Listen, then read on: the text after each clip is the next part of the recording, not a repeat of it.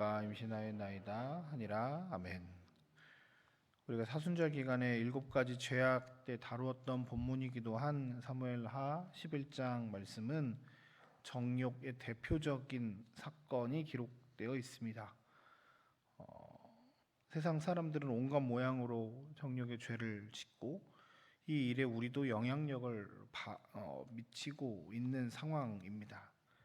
다윗과 밧세바 이야기는 하나님께서 가장 사랑하는 그 위대한 왕 신앙인인 다윗이 똑같이 죄인임을, 그리고 우리 또한 이 죄에서 벗어날 수 없음을 잘 드러내고 있습니다.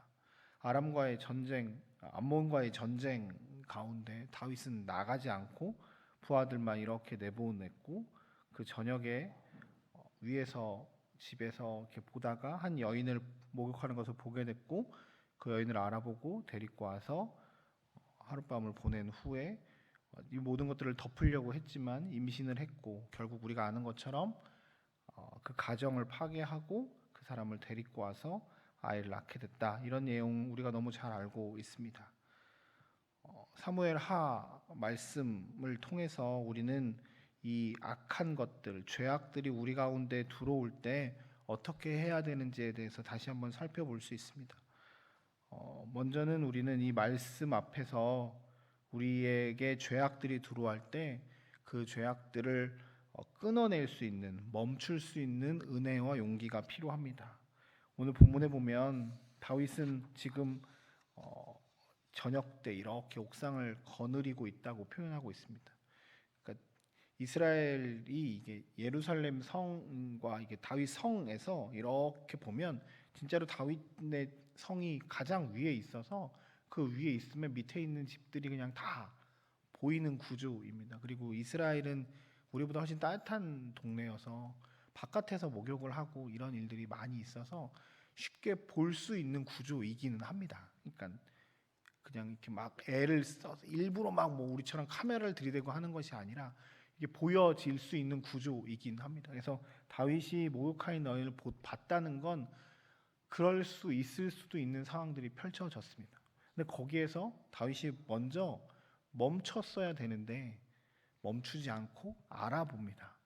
알아보고 나서 그 여인이 유부녀이고 자신의 부하의 그거라고 알면 거기서 또 멈췄어야 되는데 멈추지 않고 또 데리고 오고, 그 안에서 또 멈췄어야 되는데 그렇지 않고 계속 죄를 짓는 자리로 나아갑니다.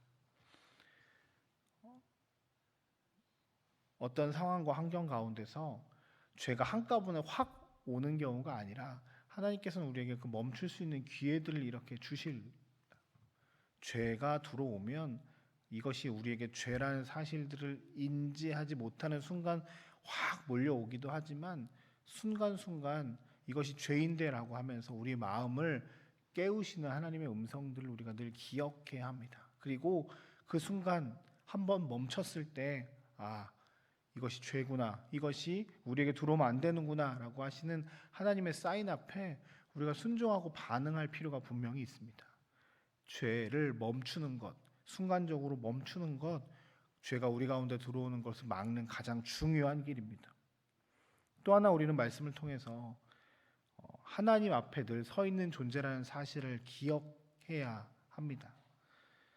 우리가 자동차를 운전하다 보면 앞에 CCTV 70km, 50km 되어 있으면 그것이 진짜로 우리를 찍기 때문에 멈추는 것도 있지만, 속도를 줄이는 것도 있지만, 그것을 보면서 스스로 이렇게 자기의 속도를 체크를 합니다. 그 카메라가 우리를 자정하게 하는 능력이 있습니다. 그리스도인들에게 가장 중요한 것은 하나님이 우리와 함께 하시고 동행하신다라고 하는 고백인데, 바꾸어 말하면 하나님이 우리를 지켜보고 계신다라고 하는 말이 또한 되기도 합니다. 근데 그것이 우리를 불편하게 하는 것일 수 있지만 우리를 지키는 길임을 우리는 또 알 수 있습니다. 하나님이 우리와 함께 하신다, 하나님이 우리를 지켜보고 계신다, 그러기에 내가 늘 스스로 하나님 앞에 있음을 기억하며 죄의 자리에 거하지 않고 하나님이 원하시는 대로 살아가야 할 것이다, 내가 하나님의 사람이다라고 하는 생각과 마음들이 우리를 죄 가운데서 지켜 나아갈 수 있습니다. 다윗은 오늘 자신이 가지고 있는 가장 큰 죄를 범하고 있습니다. 사무엘하 이 성경 말씀이 참 위대한 이유 중에 하나가 다윗이라고 하는 가장 위대한 사람의 치부를 드러내면서 그 가운데 있는 죄악들을 이렇게 드러내면서 그 모습들을 통해서 우리의 모습을 보게 한다는 데 있습니다. 이것이 위인전이나 어떠한 다른 이야기라면 이 말씀이 이렇게 싹 빼지고 다윗의 좋은 점만 기록되어 있겠지만 하나님 앞에서 다윗이나 우리나 다 똑같은 죄인임을, 그래서 하나님의 구원이 필요함을 다시 한번 하나님의 말씀은 우리를 가르쳐주고 있습니다. 오늘도 우리는 다윗과 같은 삶의 자리에 서 있습니다.